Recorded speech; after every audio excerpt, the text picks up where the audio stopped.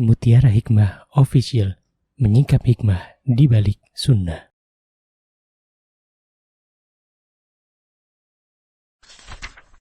Salurkan donasi terbaik Anda untuk mendukung dakwah Mutiara Hikmah Official. Mari siapkan bekal akhirat kita. Jangan lewatkan kesempatan emas ini. Ayo kita berkontribusi dalam program pembangunan Masjid Mutiara Hikmah yang dibina langsung oleh Ustadz Hanan Yasir MA dan Ustazah Imro'atul Azizah. Raih pahala umroh setara haji dalam program Umroh I'tikaf Ramadan di tahun 2026. Perjalanan penuh makna, bimbingan penuh ilmu bersama Ustadz Hanan Yasir MA dan Ustazah Imro'atul Azizah. Tempat terbatas, daftarkan diri Anda sekarang juga. Jangan lewatkan sensasi umroh full faidah plus daurah fikih hijrah di bulan Syawal tahun 2026 bersama Ustadz Hanan Yasir MA dan Ustazah Imro'atul Azizah. Tempat terbatas, daftarkan diri Anda sekarang juga.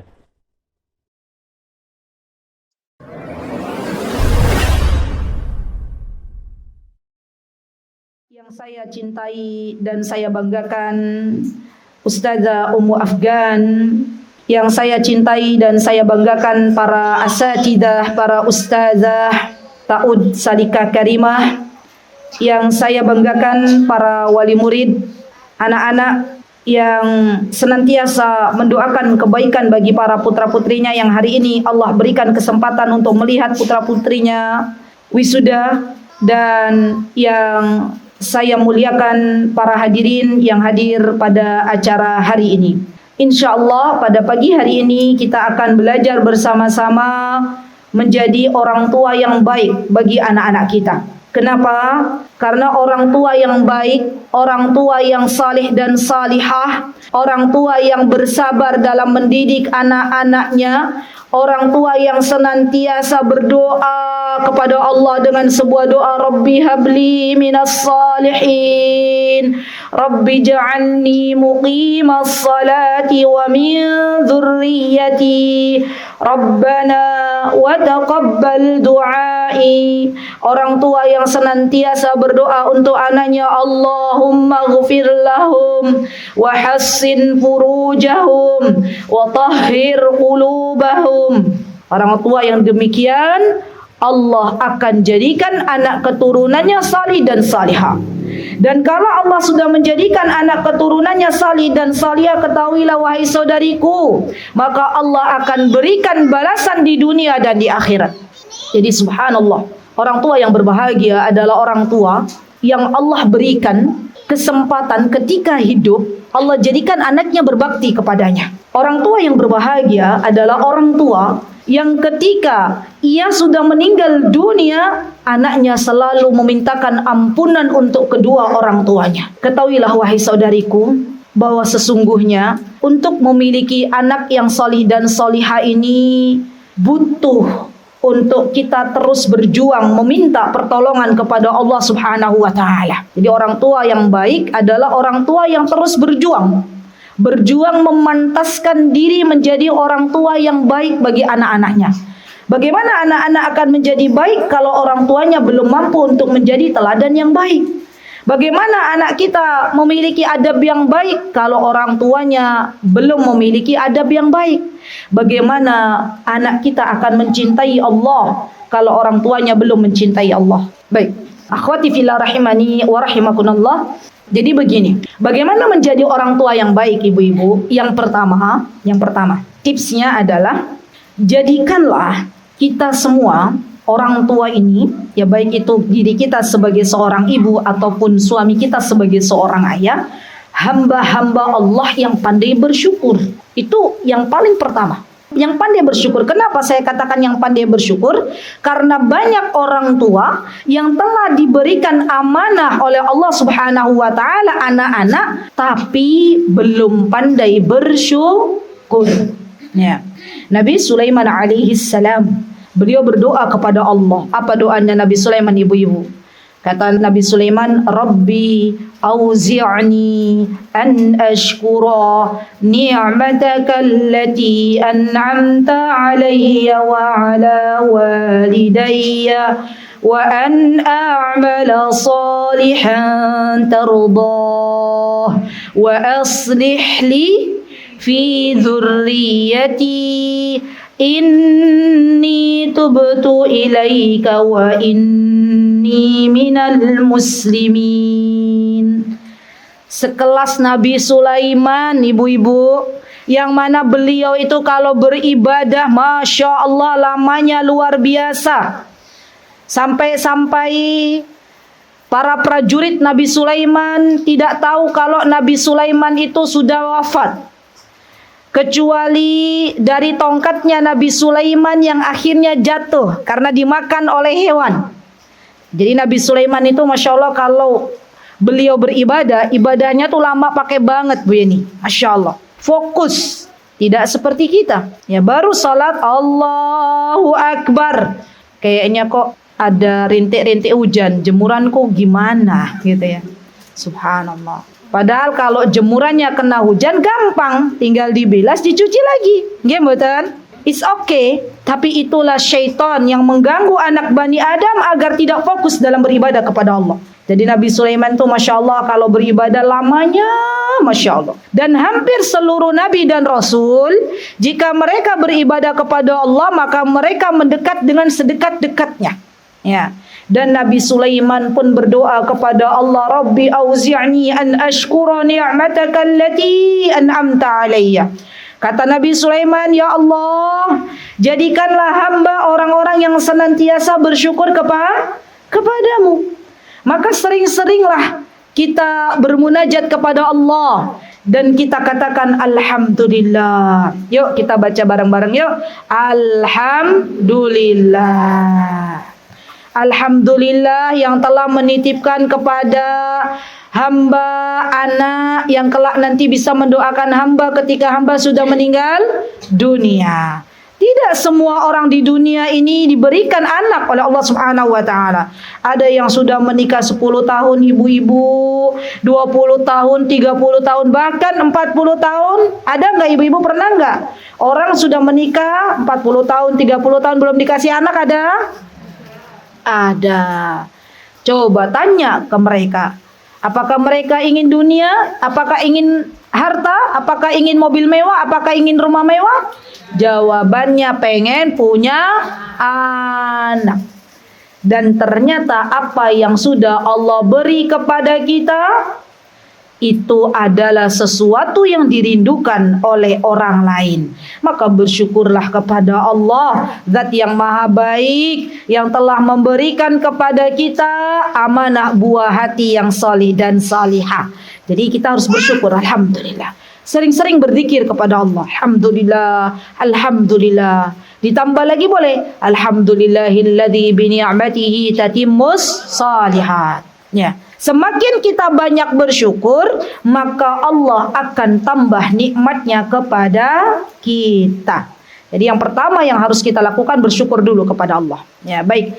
Yang kedua ibu-ibu, ketahuilah wahai saudariku bahwa sesungguhnya yang memegang hati anak-anak kita adalah Allah. Siapa yang memegang hati anak-anak kita? Yang memberikan petunjuk kepada sebentar, Ummu Qurrata belum selesai. Ini maklum karena Qurrata ini biasanya disonding dari sekolah Allah gitu ya. Siapa yang kasih makan anak-anak? Allah. Ustazanya dikit-dikit mengingatkan anak begitu di satu ya. Siapa yang hari ini udah makan? Sudah. Siapa yang kasih makan? Allah. Sendal dari siapa? Allah. Jadi ibunya bilang Allah gitu ya. Masya Allah. Tadi sampai mana? Sampai Ummu Qurrata. Baik. Jadi yang kedua adalah kita tahu bahwa yang memegang hati anak kita adalah Allah. Yang memberikan petunjuk kepada anak kita untuk bisa salat ke masjid adalah Allah. Yang memberikan kebahagiaan untuk anak-anak kita adalah Allah. Yang menjaga anak-anak kita dari pergaulan bebas adalah Allah.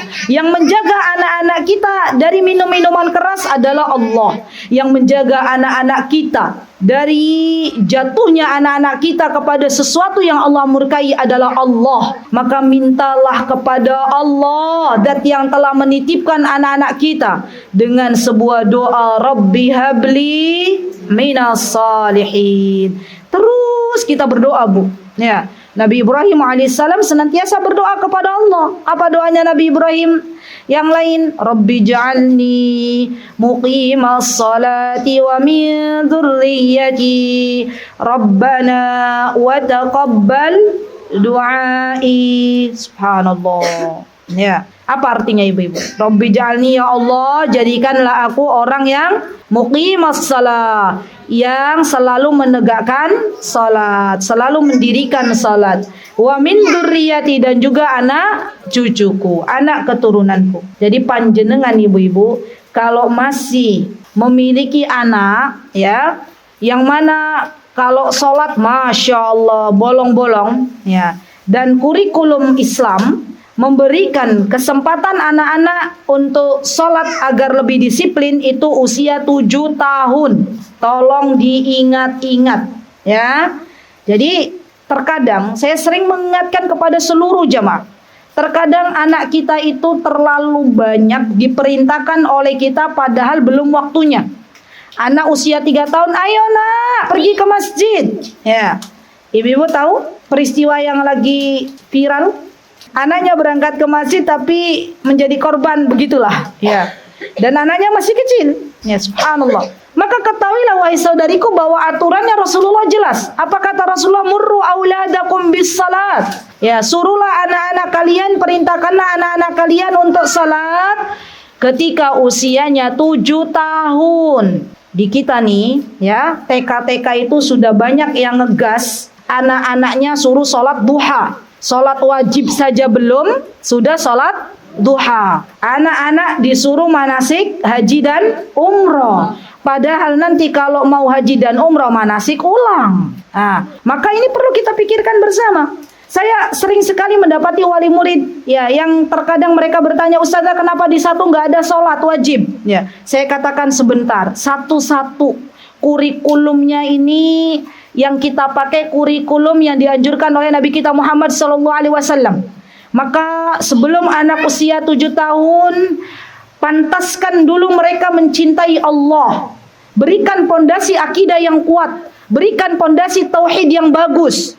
Kalau mereka sudah mencintai Allah, kalau mereka sudah mencintai agamanya, kalau mereka sudah mencintai Al-Quran, kalau mereka sudah mencintai nabinya, maka biiznillahi ta'ala, atas izin Allah, ketika nanti mereka usia 7 tahun kita kawal salat, maka tidak ada lagi istilah anak nggak mau salat. Ya, percayalah ibu-ibu. Ya. Karena kami sudah melaksanakannya. Ya, jadi anak-anak di usia 7 tahun sudah mulai dikawal ketat nih. Oh, usia 7 tahun. Ya, kalau anak laki-laki berarti harus ke masjid. Ya, ayahnya lagi nggak ada, kita sebagai ibunya antar anak kita ke masjid. Ya, baru tadi subuh, ya, saya bangunkan anak saya, nak ke masjid nak. Ya, kita lewat jalur belakang, ya, melewati semak-semak belukar itu. Ya, semak-semak belukar. Saya pantau dia dari belakang. Alhamdulillah, lari. Ya, alhamdulillah. Semua atas izin Allah Subhanahu wa ta'ala. Jadi ini penting ibu-ibu, untuk kita mengawal anak-anak kita masalah sholat 7 tahun. Dan berdoalah kepada Allah dengan sebuah doa, Rabbi ja'alni muqimas salati wa min dzurriyyati Rabbana wa taqabbal du'ai. Ya, jadi terus berdoa. Dan orang tua dalam mendoakan anak-anak itu bukan hanya sekali 2 kali, tapi setiap saat. Ya, anak kita mau sekolah, anak kita mau menuntut ilmu, kita doakan anak-anak kita. Nak, ibu doakan semoga Allah berikan kepadamu ilmu yang bermanfaat. Semoga Allah berikan kepadamu guru-guru terbaik. Semoga Allah jaga kamu dari teman-teman yang tidak baik. Semoga Allah karuniakan kepahaman untukmu. Subhanallah. Terus. Jadi SOP-nya bukan hanya cipika-cipiki. Ya. Kalau zaman dulu kita mau berangkat sekolah kan salaman ya ibu-ibu ya. Sekarang kita tambah lagi. Apa SOP-nya? Bagaimana? Kita doakan. Terus, anaknya sudah pergi ke sekolah, orang tuanya habis jemput anaknya, ya pulang ke rumah atau mampir sebentar ke masjid dekat sekolah, salat duha. Ya. Minta lagi sama Allah, ya Allah, aku lepaskan anakku tidak dalam pandanganku. Aku titipkan anakmu kepadamu ya Allah. Masya Allah. Kalau setiap orang tua begini ibu-ibu, Masya Allah anaknya solih-solihah semuanya. Tapi masalahnya orang tua habis jemput anak biasanya kemana? Ke masjid atau ke pasar? Orang tua habis jemput anak ke masjid apa ke rumah temennya? Nah, pulang ngapain? Bersih-bersih, ya, masak-masak. Sampai mau niat sholat duha ternyata sudah terdengar adzan duhur. Kira-kira ada nggak yang begitu? Banyak, ya. Hasbunallahu wa ni'mal wakil, ya. Jadi tetap anak kita sudah nggak ada, maksudnya sudah ke tempat untuk belajarnya kita kawal. Dengan apa awalnya? Dengan doa, ya. Dan begitulah ibunda para ulama. Ibunda para ulama, mereka itu dikisahkan, mereka itu senantiasa mendoakan putra-putrinya. Mereka senantiasa mendoakan anak-anaknya. Subhanallah. Dan tentunya ibu-ibu, doa orang tua adalah doa yang mustajab. Ya, jadi sering-sering kita mendoakan anak-anak. Ya, Masya Allah. Baik, yang ketiga, jadilah orang tua yang bisa memberikan teladan yang baik bagi anak-anaknya. Kalau kita pengen anak kita mampu untuk menghafal Al-Quran 30 juz, maka minimal nih Bu ya, minimal kita setiap hari ikut menghafal Al-Quran. Ya, jangan sampai kita pengen anak kita hafal Al-Quran 30 juz, tapi juz 30 belum hafal. Kira-kira ada atau ada ya? Ada. Ya. Jangan pernah lepas dari menghafal Al-Quran. Saya pun masih ibu-ibu. Saya hari ini masih menjadi santri. Ya. Menjadi talibah. Di mana menjadi talibah? Di halaqah online Masjid Nabawi. Alhamdulillah, ini nikmat dari Allah. Memang saya berdoa sama Allah, ya Allah jangan wafatkan saya kecuali saya masih terus ikut halaqah Quran ya Allah. Ya. Karena kesibukan kalau offline mau ngaji di mana ya sudah ikut online. Dan saya berdoa kepada Allah semoga Allah karuniakan untuk kami keturunan yang salih dan salihah. Ya. Kalau yang di Masjid Nabawi saya yang jadi talibah. Ya. Kalau di salah satu Doktor Fatimah saya dan putri saya halaqah bareng. Jadi kalau masuk tuh biasanya putri saya yang absenin. Umi mau yang pertama apa yang terakhir? Saya lihat suami mau usadanan mau kajian, ngisi kajian. Karena biasanya di hari Senin sore. Saya bilang nak nanti Umi akhiran aja. Oke diabsenin ya sama putri saya. Biasanya barengan tuh saya. Nanti yang kedua Aisyah misalnya gitu ya. Satu halaqah bareng. Wallahi demi Allah, Allah tidak berikan kepada saya rasa gengsi kenapa saya harus belajar bareng dengan anak saya. Tapi saya mencoba untuk memberikan teladan yang baik kepada anak-anak. Nak, Umi nih nak, udah nggak lagi muda, kepala berapa? Saya kepala berapa ibu? Ada yang bilang kepala 2, kepala 3, kepala 4, kepala 5, ketuaan ibu-ibu ya. Alhamdulillah. Tapi saya pengen mengajarkan kepada anak saya, tapi Umi masih terus menyetorkan hafalan. Ayo, kamu jangan kalah dengan Umi. Bismillah, kita sama-sama berjuang. Kita sekarang sedang berada di sebuah tempat di dunia di mana kita sedang ujian. Kalau kita pengen dimasukkan oleh Allah ke dalam syurganya, karena anak-anak pejuang, ya orang-orang yang berjuang, orang-orang yang dia selalu di dunia ingin mencoba menghafalkan kalamullah, ibu-ibu ingat ibu-ibu, bahwa besok orang-orang yang di dunia menghafalkan kalamullah akan diberikan kesempatan oleh Allah Subhanahu wa taala untuk membaca di depan Allah Subhanahu wa taala. Bayangkan, panjenengan nih lagi ngapalin Quran di dunia, pengen menjadi teladan yang baik bagi anak-anak. Anak-anak panjenengan dititipkan ke sekolah-sekolah Quran untuk menghafal Al-Quran. Maka panjenengan harus semangat untuk menghafal Al-Quran. Dan ketika Allah wafatkan kita, kita pengennya hafal 30 juz. Tapi juz 30 belum rampung. Buatan apa-apa. Terus hafalkan. Sampai nanti ibu-ibu, kalau toh ajal kita sudah datang, tapi kita belum menyelesaikan 30 juz, Allah tuliskan kita sudah menghafal Al-Quran 30 juz dari niat-niat yang baik yang kita pernah utarakan kepada Allah Subhanahu wa taala. Bayangkan, ibu-ibu akan diminta oleh Allah untuk membaca Al-Quran. Subhanallah. Apa kata Allah?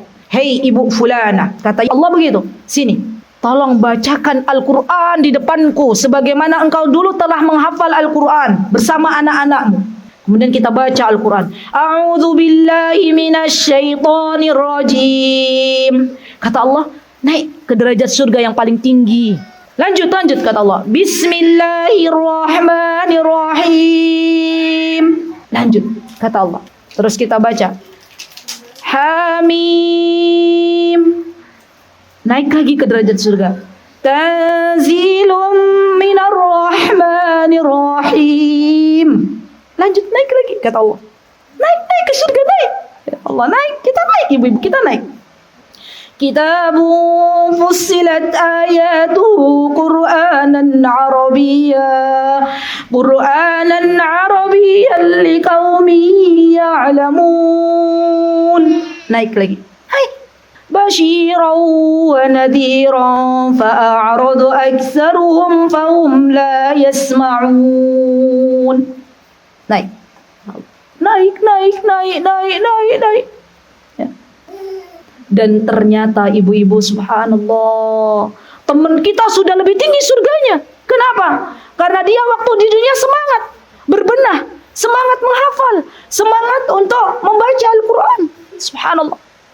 Dan kita akan katakan, ya Allah, kenapa dulu waktu aku di dunia aku seringnya scroll HP? Ya Allah, kenapa aku waktu di dunia aku sering baca-baca sesuatu yang tidak bermanfaat? Saya tidak ada waktu lagi untuk membaca Al-Quran. Kemarin ibu-ibu, saya masuk di halaqah Masjid Nabawi. Dan enaknya halaqah di Masjid Nabawi itu kita bertemu dengan semua hamba Allah dari berbagai macam dunia, dari berbagai macam bumi Allah, dari berbagai macam negara. Dan ada salah satu wanita di mana beliau meminta udzur kepada guru kami. Kata wanita ini, ustazah, wanita ini nggak kelihatan. Kemudian kata ustazah kami, kamu dari mana? Ya, nggak kelihatan. Disapa oleh beliau. Kabarmu baik? Kata yang di seberang sana, baik ustazah, alhamdulillah. Kamu dari mana nggak kelihatan? Ya, alhamdulillah kalau kabarmu baik, semoga Allah, doa yang panjang kali lebar. Nah, saya senang ketika masuk halaqah Masjid Nabawi itu dapat doa-doa dari para syekh. Kemudian kata beliau, kamu dari mana baru nongol gitu. Terus kata wanita di seberang sana, ustazah, saya itu sibuk ustazah. Sehingga saya nggak punya waktu untuk menghafal Al-Quran. Apa kata ustazah yang ada di Nabawi, karena mereka berada di Madinah, para pengajar halaqah Masjid Nabawi rata-rata mayoritas mereka ada di Nabawi. Ya, mereka berangkat ke Masjid Nabawi untuk mengajar kita online. Maka kata ustazah langsung mengatakan, tidak ada waktu bagi Al-Quran. Ittaqillah, kata beliau.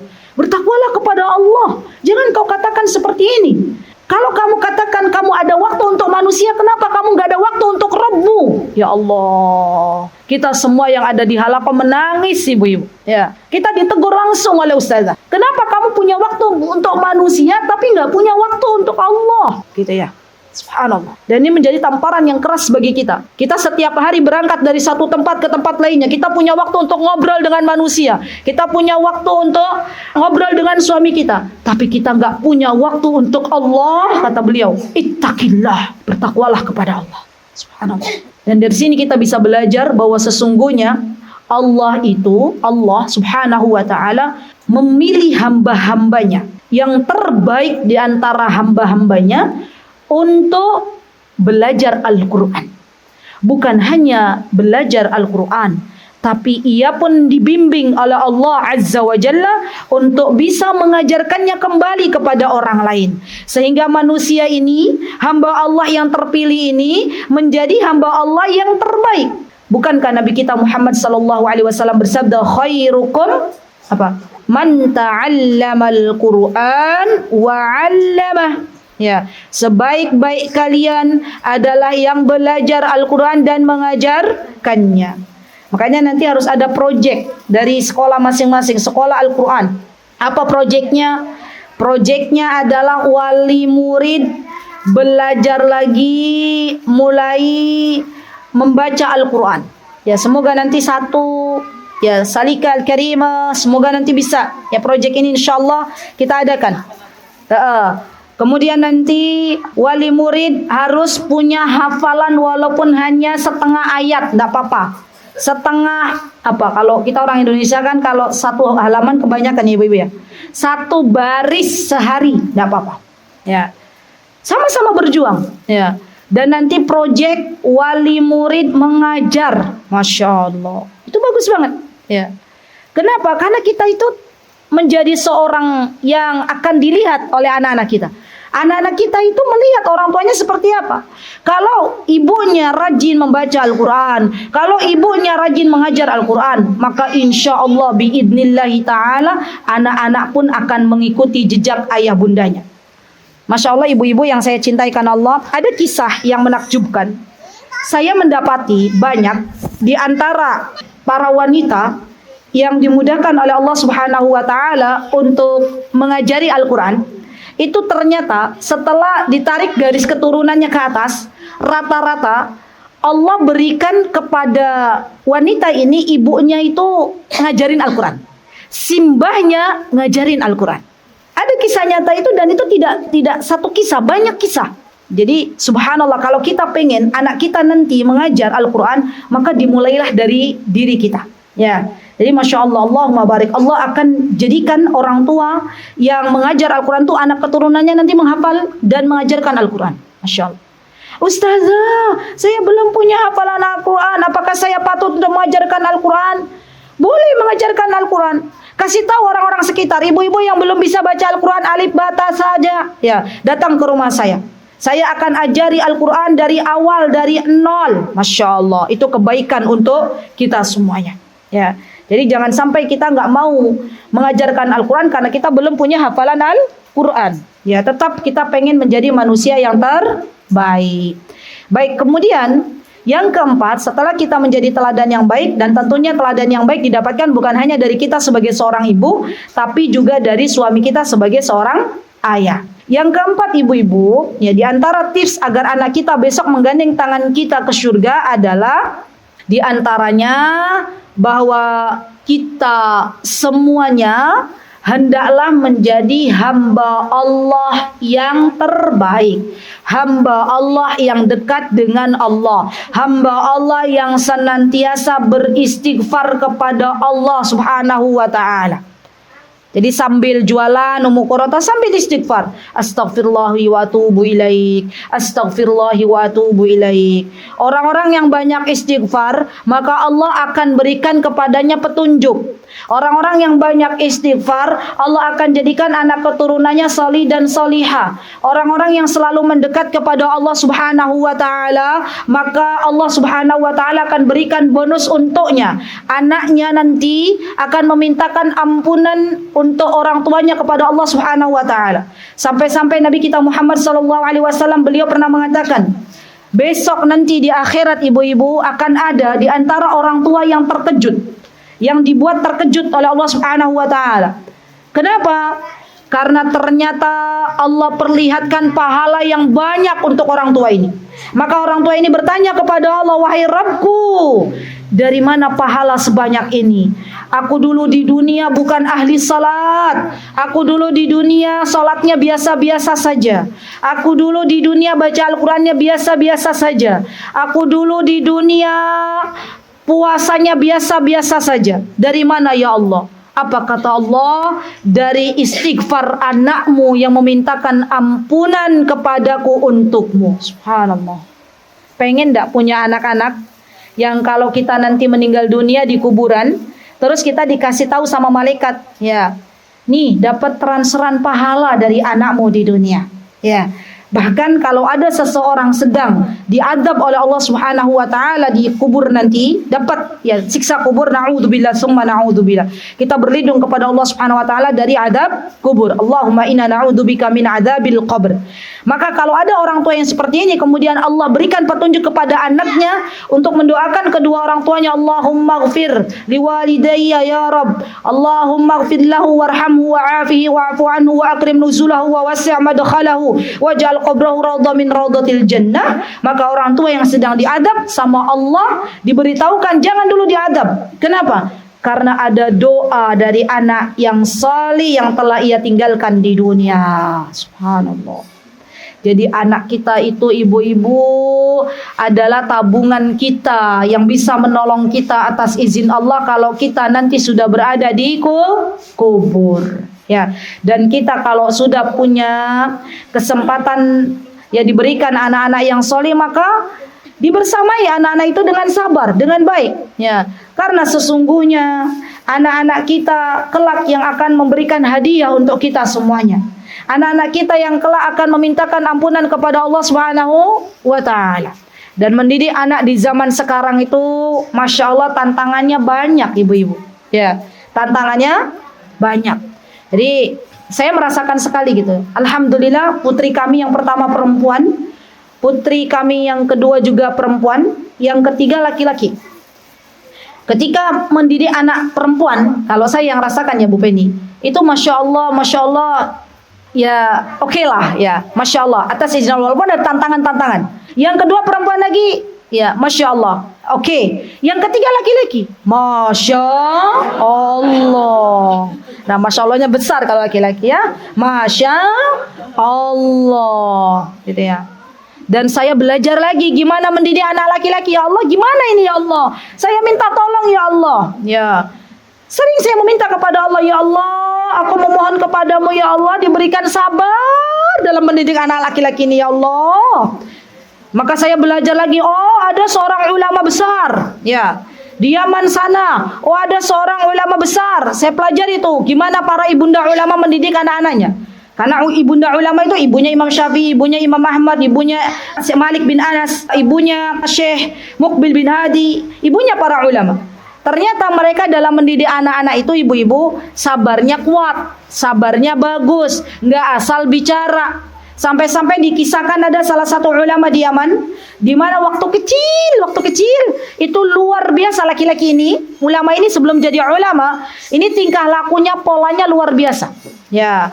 Kita tahu laki-laki itu banyak diemnya atau banyak aktifnya ibu-ibu? Aktif ya. Dari mulai ada mejanya digeret-geret masuk kolong ya kan? Ya. Saya tahu kalau pas lagi pulang ke rumah saya masuk kelas ya anak-anak itu ustadzanya lagi menerima setoran anak-anak. Anak laki-laki lagi bikin apa? Bikin gedung. Saya sapa mereka. Lagi bikin apa, Nak? Lagi bikin gedung, Us. Ya, masya Allah, itu apa namanya? Balok-balok dirangkai, bikin jembatan. Sudah dibiarkan. Memang saya bilang kepada ustazah, anak laki-laki tidak apa-apa ustazah, biarkan. Yang satu lagi kemana? Cari ikan di belakang. Ya Allah. Yang satu lagi kemana? Main bola. Masya Allah. Ya, masya Allah. Pokoknya anak laki-laki itu luar biasa.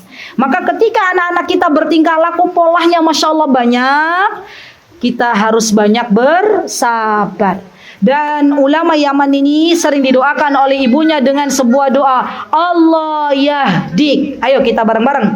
Allah yahdika. Ya. Semoga Allah memberikan petunjuk kepadamu.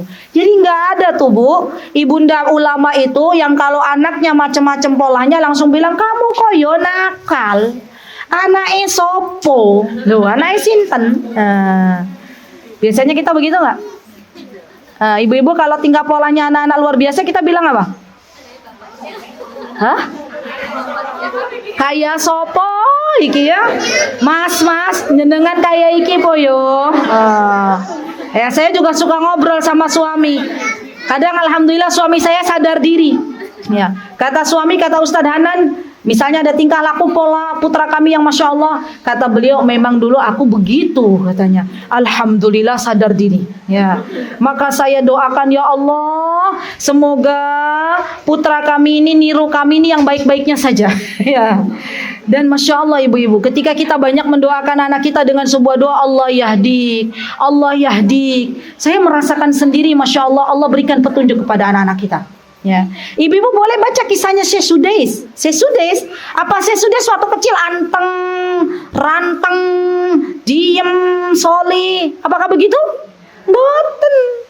Syekh Sudais mainannya apa? Pasir. Syekh Sudais mainannya apa? Tanah. Syekh Sudais mainannya apa? Air. Itu kan laki-laki banget ya. Kalau anak laki-laki mainannya boneka gitu kan, itu nggak laki-laki banget menurut saya. Kata Jidapri melambai. Jadi biarkan anak laki-laki kita main air, biarkan anak laki kita main pasir, nggak apa-apa. Kotor itu nggak apa-apa, ibu-ibu. Cuci tangan selesai. Ibu-ibu tahu kisahnya Syekh Sudes yang masya Allah ibunya masak buat tamu yang mau datang. Masaknya orang Arab itu macam-macam. Ya, kalau kita masak ada tamu datang kita bawa ke resto. Ya, kalau ibunya Syekh Sudes, ya ketika tamunya mau datang sudah potong apa biasanya orang Arab itu potong kambing, sudah disiapkan jamuan bermacam-macam. Tiba-tiba Syekh Sudes bawa pasir, ya, yang telah dimainkannya di luar. Apa yang dilakukan Syekh Sudes, ibu-ibu? Apakah Syekh Sudes ikut turut membantu ibunya bawain piring? Ternyata itu pasir disiram ke makanan yang akan disiapkan untuk tamunya. Ya, ibunya Syekh Sudes bilang apa, ibu-ibu? Gemes kan, pasti gemes ya. Gitu kan ibu-ibu, kalau anak laki-lakinya macam-macam gitu gak sih? Gitu ya. Ibunya Syekh Sudes langsung bilang ini, semoga Allah jadikan kamu nak imam di Masjidil Haram. Gitu ya. Kata malaikat, amin. Allah berikan petunjuk Syekh Sudes dan akhirnya Allah ijabah ibunya Syekh Sudes menjadi imam di Masjidil Haram. Cung, ibu-ibu, ya, angkat tangan. Ibu-ibu di sini yang kalau marah doain kebaikan untuk anaknya. Kadang-kadang, oh, ya Allah jadi hafid Quran. Ya, Bapak ini apa doanya? Doanya apa doanya? Ya Allah salih, ya semoga Allah lembutkan hatimu, gitu ya, masya Allah, keren, masya Allah, bagus, masya Allah, alhamdulillah. Berarti beda dengan pengasuhan zaman dulu kala, ya. Zaman sekarang kita harus sudah ada peningkatan, ya. Jangan sampai ibu-ibu ingat-ingat, jaga mulut kita, ya. Dikisahkan ada orang tua doain anaknya semoga kejatuhan runtuhan bangunan. Ketika anaknya sudah besar, ya, akhirnya apa? Ada sebuah bangunan jatuhin dia, ya. Dan orang tua ini menyesal karena doa yang pernah keluar dari lisannya untuk anaknya. Masya Allah. Jadi saya berpesan ibu-ibu tolong jaga lisan kita. Baik, yang kelima ibu-ibu, untuk menjadi orang tua yang salih, yang baik, yang kelak nanti anak-anak kita menggandeng tangan kita nanti ke surga adalah hargai kelebihan anak-anak kita. Semua dihargai. Ya, baik. Saya tadi mau bawa kertas, bawa nggak kertas ya? Oh, nih saya bawa kertas. Oke, ibu-ibu, coba boleh dilihat kertasnya? Ibu-ibu boleh dilihat kertasnya? Ibu-ibu fokusnya jujur ke bulatan hitam atau ke kertas putih? Jujur. Bulat hitam. Yakin? Kertas putih kok noti? Oh, noti. Baik, masya Allah. Kita fokusnya ke bulatan hitam. Artinya ibu-ibu, Allah Subhanahu wa ta'ala telah menitipkan setiap anak kita itu punya kelebihan masing-masing. Makanya saya sering mengatakan ibu-ibu, tolong anak-anak kita jangan dipush untuk bisa semuanya. Ya, kita itu orang tua yang senantiasa pengen anaknya bisa belajar semuanya. Padahal anak kita itu diberikan kelebihan masing-masing. Dan semua anak itu bintang untuk kita perlu apresiasi di hadapan anak-anak kita. Semua anak kita itu bintang, ya. Dan sering-seringlah kita tulis. Tolong PR atau nggak usah PR lah, tulis sekarang, tulis. Semua tulis. Kalau PR nanti barangkali lupa, tulis. Kelebihan putra putrinya panjenengan. Pilih putra yang keberapa. Kalau anaknya lebih dari satu, ditulis kelebihannya. Para wali murid yang hari ini putra putrinya wisuda, tolong ditulis kelebihan putra putrinya. 3 kelebihan saja. 1, 2, 3. Saya ikut tulis. Ya. Baik. Sudah? Belum? 3. Sampun. Mukorota boleh disebutkan? Oke. Masya Allah. Allahumma barik. Mudah menghafal Quran. Yang kedua, menurut Masya Allah, ayo ibu-ibu bilang Masya Allah, Allahumma barik. Jadi enggak cuma Masya Allah saja, tapi kita doakan keberkahan. Yang ketiga, solihah ya podo-podo nurut sama orang tua yang lain. Suka menolong orang, sayang kawan. Nah, itu dia, senang berbagi. Masya Allah. Baik, oke. Barakallahu fiik. Kalau kita tahu kelebihan anak kita, maka disyukuri dulu. Ya, disyukuri dulu, baru kemudian kita fokus di kelebihan yang Allah berikan. Itu Ummu Qurrata. Baik, Mbak yang pojok, ibu. Ya silakan, sekedap ibu yang ini, yang pakai kerudung hitam. Mbak atau ibu ya?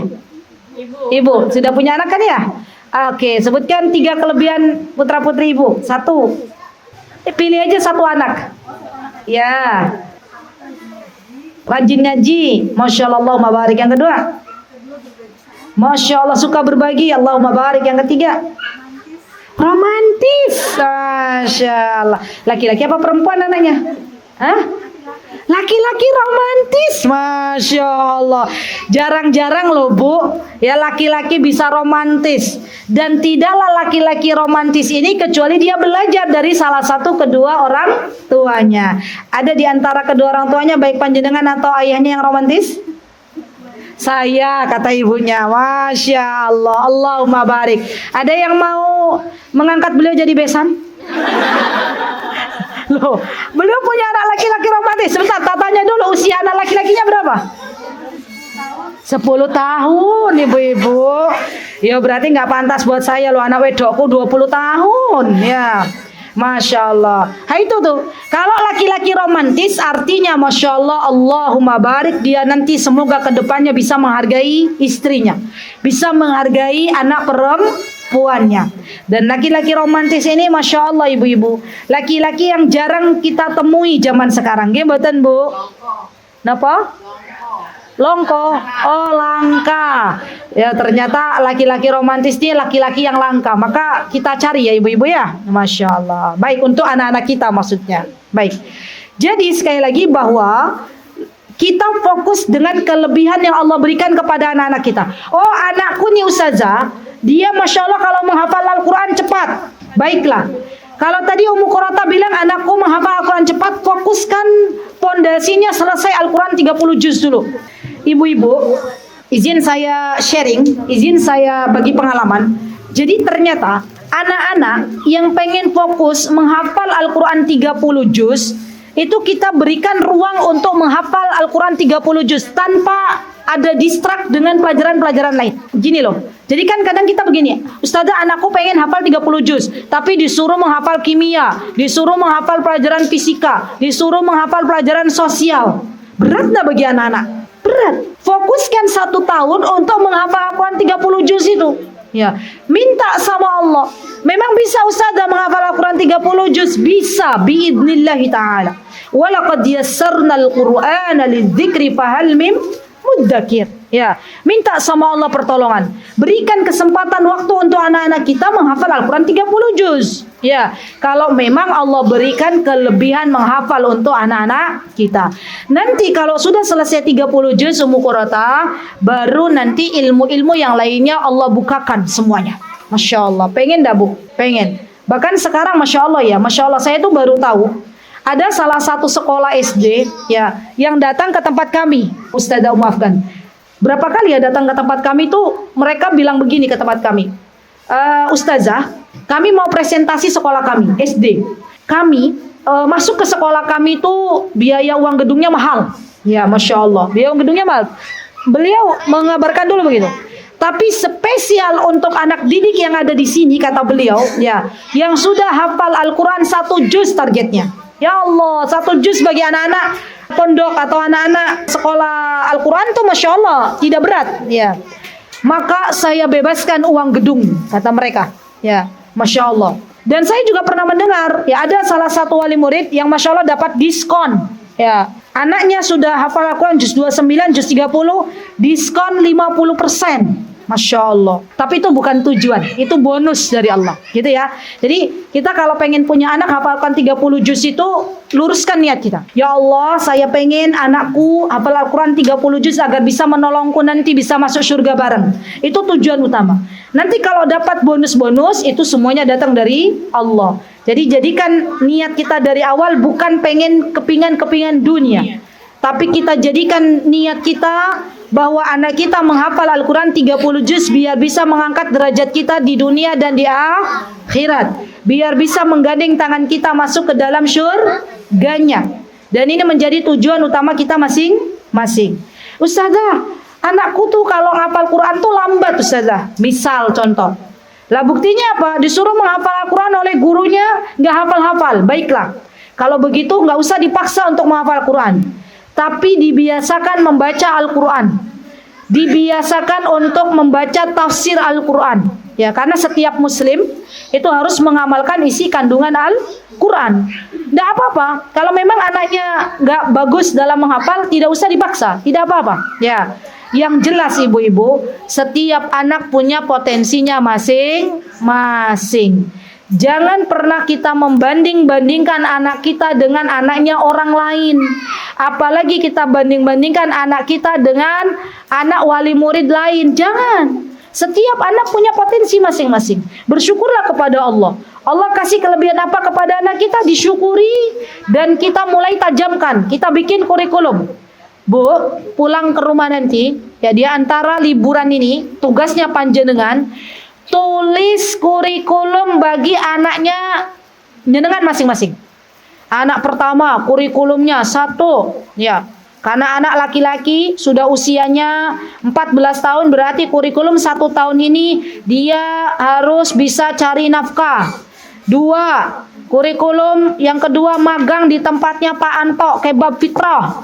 Gitu ya. Misal, boleh nggak magang di sana Bu Penny? Boleh nggak?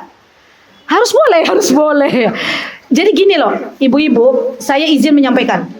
Saya tanya dulu deh ibu-ibu di sini, yang punya usaha boleh angkat tangan. Punya usaha di rumah, punya usaha, boleh angkat tangan. Angkat tangan. 1, 2, 3, 4. Oke, cuma 4 dari sekian banyak. Oke, baiklah, alhamdulillah.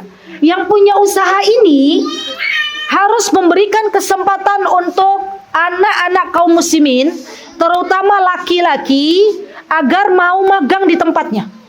Jadi pahala. Kenapa ibu-ibu? Karena pada zaman Rasulullah SAW, Rasulullah usia 12 tahun itu sudah belajar berdagang. Rasulullah SAW usia 15 tahun sudah bisa menghasilkan uang. Ya. Dan tentunya anak laki-laki ini harus kita ajarkan bagaimana berbisnis, bagaimana bisa menghasilkan uang, karena mereka yang kelak akan menafkahi keluarganya. Jadi ditulis masing-masing. Yo, PR. Kalau tadi kelebihan bukan PR, sekarang PR, project. PR kita tulis kurikulum masing-masing anak. Ustazah, aku punya anak 1 lusin gimana? Ya, tulis semuanya. Ya, dicicil. Ya. Kalau kata Jidapri, anakku udah mentas semuanya, tulis kurikulum untuk cucu. Masya Allah. Ini ibu saya kan ikut. Ya. Anaknya udah nikah semuanya. Ya sudah, nggak apa-apa, PR-nya tulis kurikulum untuk cucu. Ya. Nanti diserahkan ke kami. Ini kurikulum dari nenek. Ya. Ini kurikulum dari Jida. Kurikulumnya ternyata apa? Masya Allah. Jidanya pengen cucunya menghafal Al-Quran. Masya Allah. Jadi itu tulis ya ibu-ibu ya. Nanti kalau kita sudah bikin kurikulum untuk setiap anak kita, kita akan lebih mudah mengarahkan anak kita mau kemana. Ya. Percayalah ibu-ibu. Metode ini akan memudahkan kita untuk melejitkan potensi anak-anak kita dengan apa yang telah Allah titipkan kepada anak-anak kita. Kadang kita salahnya begini nih ibu-ibu. Saya akui kesalahan dalam pengasuhan, dalam pendidikan yang ada di masyarakat kita. Kita menyamakan anak-anak kita dalam satu ruangan, semua harus bisa baca Al-Quran. Semua harus bisa pandai cepat menghafal Al-Quran. Semua harus pandai matematika. Semua harus pandai apa ibu-ibu? Baca, tulis, dan hitung. Semua harus pandai fisika misalnya. Padahal anak-anak kita belum tentu pandai di dalamnya. Ya, jadi kita tulis kurikulum. Baik, terakhir ibu-ibu, Baik. Ketahuilah wahai saudariku, bahwa pendidikan yang terbaik, pondasi yang terbaik yang harus kita titipkan kepada anak-anak kita manakala anak kita masih kecil. Kalau anak kita kelak mau menggandeng tangan kita adalah pendidikan tauhid. Ini yang paling penting lagi. Didiklah anak-anak kita untuk mengenal Allah. Didiklah anak-anak kita untuk mencintai Allah. Bagaimana caranya ibu-ibu? Sering-sering kita ingatkan anak-anak kita atas apa yang Allah berikan dengan Allah Subhanahu wa taala. Sering kita sonding. Nah, bajumu dari siapa? Allah. Nah, kita alhamdulillah hari ini sudah sarapan. Sarapannya dari siapa? Allah. Bakal ada suatu hari nanti anak itu bilang begini, Bun, saya seneng banget hari ini. Alhamdulillah Allah baik banget ke aku ya Bun. Anak Palestina nggak makan, kita masih dikasih nasi ya Bun untuk bisa makan. Kira-kira orang tua yang mendengar anaknya bilang begitu terharu apa Mbak Tani? Terharu. Jadi kalau kita berusaha mendidik anak-anak kita untuk mencintai Allah, bakal ada suatu hari momen anak kita tumbuh giginya, anak kita bilang, alhamdulillah, akhirnya Allah tumbuhkan gigiku. Alhamdulillah, akhirnya Allah sembuhkan sakitku. Masya Allah. Kapan itu mulai kita berikan? Ketika anak-anak kita masih dalam usia dini. Ustazah, anakku sudah nggak lagi usia dini, udah SMA. Ya. Dulu waktu anakku masih usia dini, yang aku ajarkan balonku ada 5. Ya.